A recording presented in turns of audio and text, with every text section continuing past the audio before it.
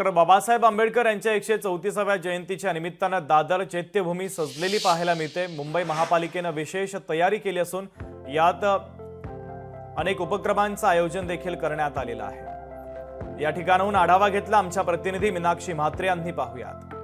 आज भारतरत्न डॉक्टर बाबासाहेब आंबेडकर यांची 134व्या जयंतीनिमित्त मुंबई महापालिकेच्या वतीनं विशेष आयोजन करण्यात आलेलं आहे, ते म्हणजे छायाचित्रांचं। या ठिकाणी आपण पाहू शकतो की इथे येणारे मोठ्या संख्येने अनुयायी असतात आणि त्यांच्याचकरिता खास करून या ठिकाणी डॉक्टर बाबासाहेब आंबेडकर यांच्या जीवनचरित्रावरती आधारित छायाचित्र जे आहे याचं प्रदर्शन जे आहे ते चैत्यभूमी परिसरामध्ये आपल्याला सध्या पाहायला मिळत आहे। डॉक्टर बाबासाहेब आंबेडकर यांच्या जीवनचरित्रावर आधारित असलेले हे छायाचित्र आहे। ज्या ठिकाणी भीमा कोरेगाव इथे विजय स्तंभाचं अभिवादन करतानाचा हा फोटो आपल्याला या ठिकाणी पाहायला मिळतोय।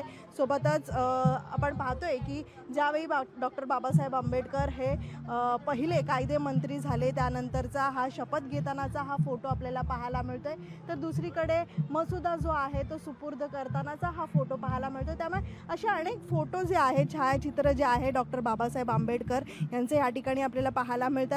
सोबतच गव्हर्नर जनरल राजगोपालचारी यांच्या समर्थनार्थ उपपंतप्रधान सदर वल्लभभाई पटेल यांच्या सोबतचा हा स्नेहभोजन आणि मंत्रिमंडळातला हा फोटो जो आहे तो पाहायला मिळतो। 1948चा हा फोटो आहे। त्यामुळे असे अनेक फोटो जे आहेत त्यांचं या ठिकाणी हे प्रदर्शन लावलेलं पाहायला मिळतं। मुंबई महापालिकेच्या वतीनं विशेष या प्रदर्शनाचं आयोजन करण्यात आलेलं आहे। लाखोच्या संख्येनं अनुयायी जे आहेत, भीमप्रेमी जे आहेत ते चैत्यभूमीला डॉक्टर बाबासाहेब आंबेडकर यांच्या स्मारकाला अभिवादन करण्यासाठी येत असतात आणि खास करून आपण पाहतो की पालिकेच्या वतीनं दरवर्षी अशा पद्धतीचं नियोजन जे आहे ते केलं जातं।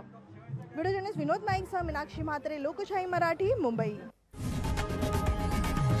लोकशाही मराठी ऐका, पहा, जागरूक रहा।